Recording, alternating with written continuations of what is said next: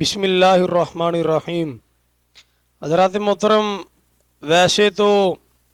اللہ تبارک و تعالیٰ کی ہر چیز ہی ایک ایک سانس، ایک ایک ذرہ ہمارے لیے باعث نعمت، باعث فضل، باعث رحمت ہے، لیکن کچھ چیزیں ایسی ہیں کہ جن کے بارے میں اللہ تعالیٰ نے قرآن پاک میں صراحتاً ہمیں یہ بتا دیا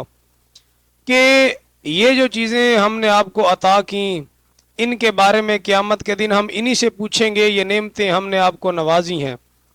تو اللہ تبارک و تعالیٰ نے قرآن پاک میں ارشاد فرمایا، ان السمع والبصر والفؤاد کل اولئک کان عنہ مسئولا،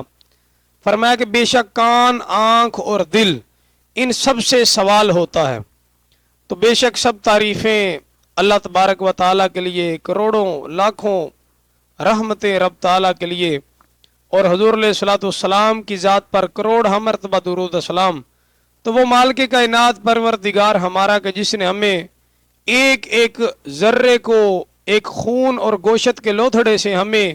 احسن تقویم تک پہنچایا۔ ارشاد فرمایا، لقد خلقنا الانسان فی احسن تقویم، کہ ہم نے انسان کو خوبصورت تخلیق کیا، کہ ہم اس کو نہایت خوبصورت سانچے میں جو ہے وہ انسان کو ڈالا۔ اب ان تمام انسان کو بنانے کے بعد مالک کائنات نے ارشاد فرمایا کہ ہر ایک عضو کو اس کا عمل سر انجام دینے کی طاقت عطا فرمائی۔ مثلا آنکھ کو دولت دیدار عطا کی، زبان کو قوت گفتار عطا کی، اس کے بعد پاؤں کو طاقت رفتار عطا کی، دل کو حوصلہ تاب و تواں عطا کیا، کانوں کو قوت سماعت بخشی، اور ہاتھوں اور بازوؤں میں طاقت عمل عنایت فرمائی۔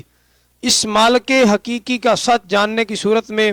ہم اس کا پورا شکر ادا نہیں کر سکتے، بلکہ ہم پھر بھی ناشکری کے عالم میں اپنی زندگی بسر کرتے ہیں۔ اس کے بعد اس مالک کائنات کا اس سے بڑا اور ہم پر کیا فضل ہو سکتا ہے کہ ہمیں ایک ایک چیز ہماری بنانے کے بعد اس مالک کائنات نے ہمارے اس جو احسن تقویم ہے، جو اعضاء ہیں، ان السمع والبصر والفؤاد، جو آنکھ، کان، جو یہ ہمارے اعمال ہیں، جو ہمارے یہ چیزیں ہیں، ان کو استعمال کرنے کے لیے اللہ تعالیٰ نے اپنے محبوب صلی اللہ علیہ وسلم کی رہبری جو ہے وہ ہمارے لیے پیش کی۔ تو حضور علیہ الصلوۃ والسلام 1,24,000 پیغمبر اس سے پہلے آئے، جنہوں نے انسان کو لیے اس رہنمائی سے جو ہے وہ بہرمند فرمایا کہ آپ کا یہ جو ایک ایک اعضاء ہے، اس کو اچھے احسن انداز کے ساتھ اس کو استعمال کرو۔ اس کے بعد اللہ تبارک و تعالیٰ نے قرآن پاک میں یہ ارشاد فرمایا کہ یوم تشہد علیہم السنتہم وایدیہم وارجلہم بما کانوا یعملون، فرمایا کہ ان کی زبانیں، ہاتھ پاؤں قیامت کے دن ان کے اعمال گواہی دیں گے۔ فرمایا الیوم نختم علی افواہہم وتکلمنا ایدیہم وتشہد ارجلہم بما کانوا یکسبون، فرمایا ہم قیامت کے دن ان کے جو منہ ہیں وہ بند کر دیں گے، منہ پر مہر لگا دیں گے، ان کے ہاتھ ہمارے ساتھ کلام کریں گے، اور ان کے پاؤں ان کے کسب کی گواہی دیں گے۔ اب یہ یاد رکھیں، جب منہ کو اگر بند کر دیا جائے تو انسان کے اعضاء، ہاتھ نے کس کس کا حق اٹھایا ہے، کس کا حق جو ہے وہ چوری کیا ہے، کون کون سا بے اعمال کیا ہے، اللہ تعالیٰ کی نافرمانی کے اندر کون کون سا کام کیا ہے۔ اب یہ ہاتھ اگر بول کر بتائیں تو ہمارے اوپر کیا گزرے گی؟ اگر ہمارے پاؤں یہ بول کر بتا دیں کہ کہاں کہاں پر چل کر ہم گئے ہیں، ہم نے کیا کیا کام کیا ہے، یہ آنکھیں اگر بتا دیں گی کہ ہم نے اس سے کیا کیا دیکھا ہے، یہ زبان اگر یہ بولنے لگ پڑے گی کہ ہم نے یہ گالی گلوچ یا یہ معاذ اللہ ہرزہ سرائی کسی پر ناجائز کی، یا اس کے بعد ہمارے کان اس چیز کی جو گواہی دیں گے کہ ہم نے یہ ناجائز بات سنی، یا گانے سنے، فلمیں ڈراموں کی باتیں سنی، تو پھر یہ اعضاء جب گواہی دیں گے تو مالک کائنات نے ارشاد فرمایا ہم زبانوں پر السنتہم وایدیہم وارجلہم بما کانوا یکسبون، ہاتھ اور پاؤں سے ہم پوچھیں گے، ان کے منہ پر مہر لگا دیں گے۔ تو آج ہم اپنے یہ جو اعمال ہیں، رب تعالیٰ کی خاص نعمتیں ہیں،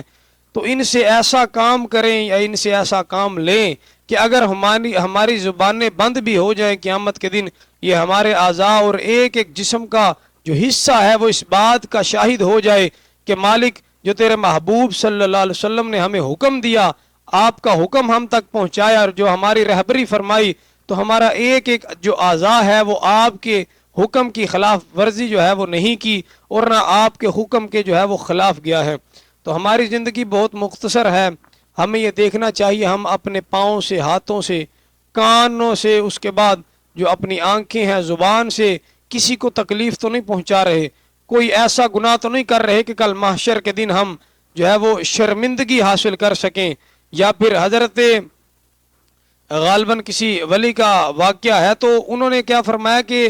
جب میں اس دنیا سے چلا گیا تو بیٹے کی خواب میں بیٹے نے پوچھا، ابا جان آپ سے کون سا عمل ایسا ہے جو آپ پر شاق گزرا اور رب تعالیٰ نے آپ کے ساتھ کیسا سلوک کیا؟ تو فرمایا کہ ویسے تو میں بالکل ٹھیک ہوں، میرے اعمال اللہ تعالیٰ نے بخش دیے، لیکن مجھے واقعہ یاد آیا کہ جب میں